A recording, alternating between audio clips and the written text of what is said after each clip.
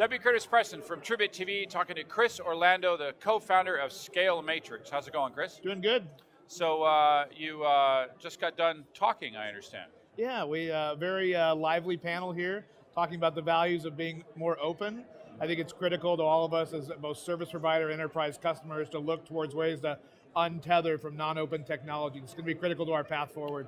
Non-open tech, you don't want to say closed? There's a bunch of ways to say it, as you can hear from the panel in there, right? Right. Everybody's got their opinions. Yeah, so what about the open technologies appeals to you? Well, so I mean, there's obviously a cost impact, right? That's the very, very baseline. But the ability, as technology changes so rapidly these days, having open platforms that enable us to morph and adjust product offers, the way we deliver services, and the way we engage with our customers is really super important. And it would be hard for any closed platform a company to be able to, I think, operate at the speed at which technology is changing today. And for us, it's insurance for the future. Do you think it's because it's open or because it's software defined, that it's so easy to change?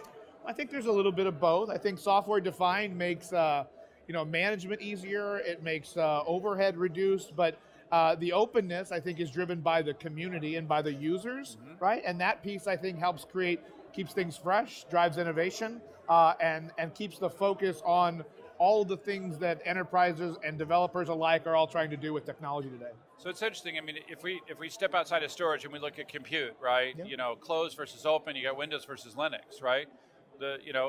Both have. Linux has done a tremendous amount, right? Windows has also done a tremendous amount. True. Do you think that?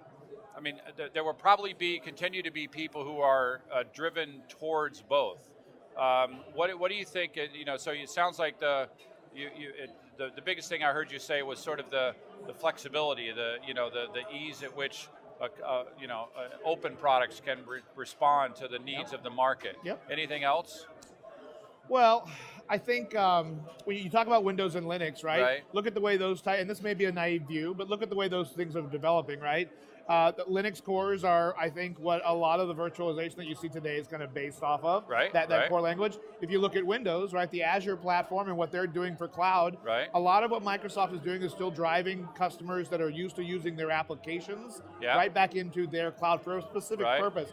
Not as open as you'd see some of the other platforms being. Right, which is basically what my analogy is, right? Yeah. Windows is the closed here. That's it, yeah. I think it's a great analogy. Yeah. Tell me a little bit about Scale Matrix. I understand you have a couple of terabytes of Nexenta storage. Yeah, we've got a few. We're data center developers, right? We've innovated around the data center construct itself. We no longer use raised floor, hot roll, cold roll type environments. We found ways to deliver cooling directly to the rack, which enables us to do a couple of things. It reduces costs dramatically. It makes us way more efficient, enables us to drive up the density of each rack we deploy. So as a cloud provider, I'm able to make maximum use of every single rack that we deploy in the data center. It gives us a very, very considerable cost advantage when we're out delivering services to our customers. As part of that cloud offer, we offer both traditional co-location services, hosting services, but also a myriad of add-ons such as managed storage.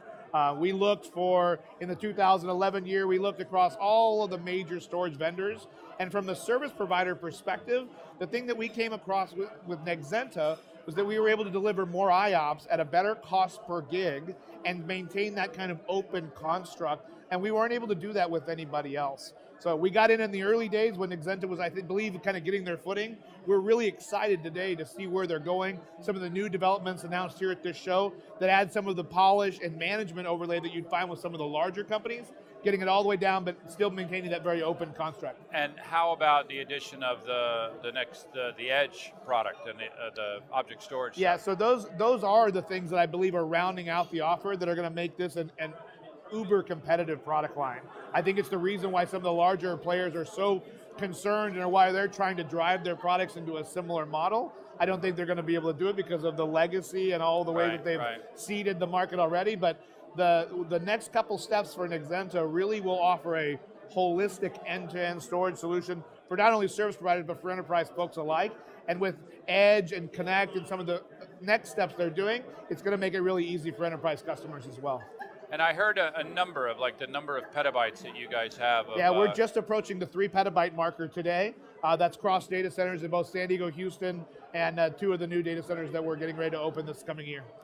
That's a couple of disk drives. Just a few drives. A lot of space, a lot of software, but we love Nexenta. It's doing great for us. A lot of kilowatts of heat generated there. That's why we developed that new data center technology to keep it all cool. Apparently so. Well, listen, thanks for taking the time to talk. You're welcome. Thanks very much. And thank you for watching. Make sure to check out our other videos on TrueBit.tv.